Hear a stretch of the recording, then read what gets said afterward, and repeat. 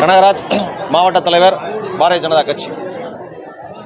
ஒட்டஞ்சத்திரம் ஒன்றியத்துக்கு உட்பட்ட கொத்தயம் ஊராட்சிக்கு உட்பட்ட அரளிக்குத்து குளம் 1964ஆம் ஆண்டு இந்த குளம் உருவாக்கப்பட்டு ஆயிரக்கணக்கான ஏக்கர் இந்த குளத்தின் மூலமாக நீர்ப்பாசன வசதி பெற்றுக்கொண்டு வந்தது.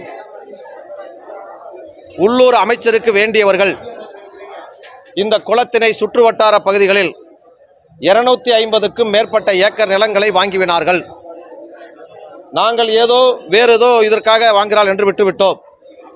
அதன் பின்பாக 75 ஏக்கர் பரப்பளவுள்ள இந்த அரளிக்குத்து குளத்தினை மூடி அந்த குளத்திலே சிட்கோ என்கின்ற தொழில் நிறுவனத்தை கொண்டு வருவதற்கான முயற்சியினை இந்த அரசாங்கம் எடுத்துக்கொண்டிருக்கின்றது.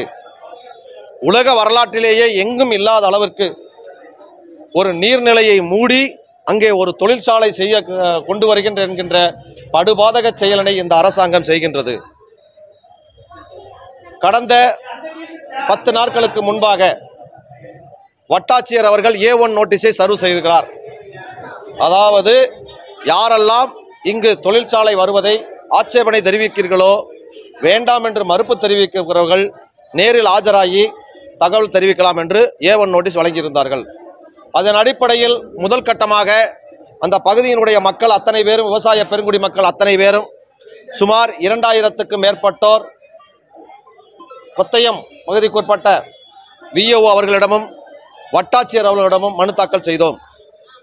ஆனால் இதற்கு போட்டியாக திராவிட முன்னேற்ற கழகத்தை சேர்ந்த அமைச்சருக்கு வேண்டிய ஆட்கள், திராவிட முன்னேற்ற கழகத்தை சேர்ந்த ஒன்றிய செயலாளர்கள், நகர செயலாளர்கள் கூலிக்கு ஆட்களை கூட்டிக் கொண்டு வந்து எங்களுக்கு சிப்காட் வேணும் என்று சொல்லி அவர்களும் மனு கொடுக்கிறார்கள்.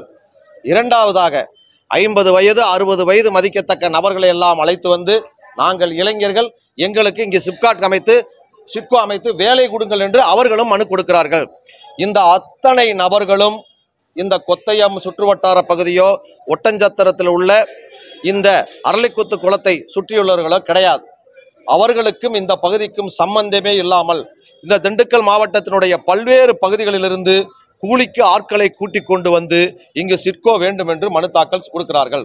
அந்த இதை செய்யக்கூடாது என்பதற்காக இன்றைக்கு 3000க்கும் மேற்பட்ட பொதுமக்கள் இன்றைக்கு இங்கே கலெக்டர் அலுவலகத்துக்கு வந்து எங்களுடைய கோரிக்கையான எங்களுக்கு சிட்கோ வேண்டியதில்லை, அரளிக்குத்து குளத்திலே உள்ள மதகுகளை சரி செய்து கரையினை பலப்படுத்தி மீண்டும் அங்கு நீர்பிடிப்பு பகுதியாக மாற்ற வேண்டும் என்று சொல்கிறோம். ஆனால் அரசாங்கம் அனைத்து ரெக்கார்டுகளிலும் இவர்கள் தரிசு என்று மாற்றிவிட்டார்கள். இதில் இன்னொன்று என்று சொன்னால், அதாவது குடிமராமத்து பணி என்று 2019 நடந்தது அத்தனை பேருக்கும் தெரியும். அதில் என்ன பண்ணியிருந்தாங்கன்னா, குளத்தை தூர்வாடுறதுக்காகத்தான் அந்த பணியே. அந்த 2019ஆம் ஆண்டு குடிமராமத்து பணி இந்த அரளிக்குத்து குளத்தில் நடைபெற்றிருக்கிறது. ஆனால் இன்றைக்கு ரெக்கார்டுல இது தரிசுங்கிறாங்க. அப்ப தரிசுல குடிமராமத்து பணி நடைபெற்றுச்சா? நான் 2 கேள்வி கேட்கிறேன். அப்ப தரிசுல குடிமராமத்து பணி செய்திருந்தால் இது மிகப்பெரிய மோசடி. இல்ல அன்னைக்கு குளமா இருந்தது, 2019 குளமாக இருந்தும் குடிமராமத்து பணி செய்த குளம் 2021 எப்படி தரிசு நிலமாக மாறியது? இதுதான் அத்தனை விவசாயிகள் கேட்கிறாங்க. கிட்டத்தட்ட அந்த பகுதியில் வாழ்ந்திருக்கக்கூடிய 50-60 வருடமாக அங்கு விவசாயம் செய்திருக்கிற அத்தனை பேர் விவசாயம் வந்திருக்காங்க. அவங்க அத்தனை பேரும் குளம்னு சொல்றாங்க. கலெக்டர் என்ன சொல்றாங்கன்னா, ரெக்கார்டுல குளம் இல்லைங்கிறாங்க. ரெக்கார்டு அரசாங்கம் பூரா திருத்திருச்சுன்னு சொல்லி நாங்க பகிரங்கமான குற்றச்சாட்டே பண்றோம். அதே போல இதனுடைய போராட்டங்கள் தொடர்ந்து அடுத்து ஆரம்பிக்க போறோம்.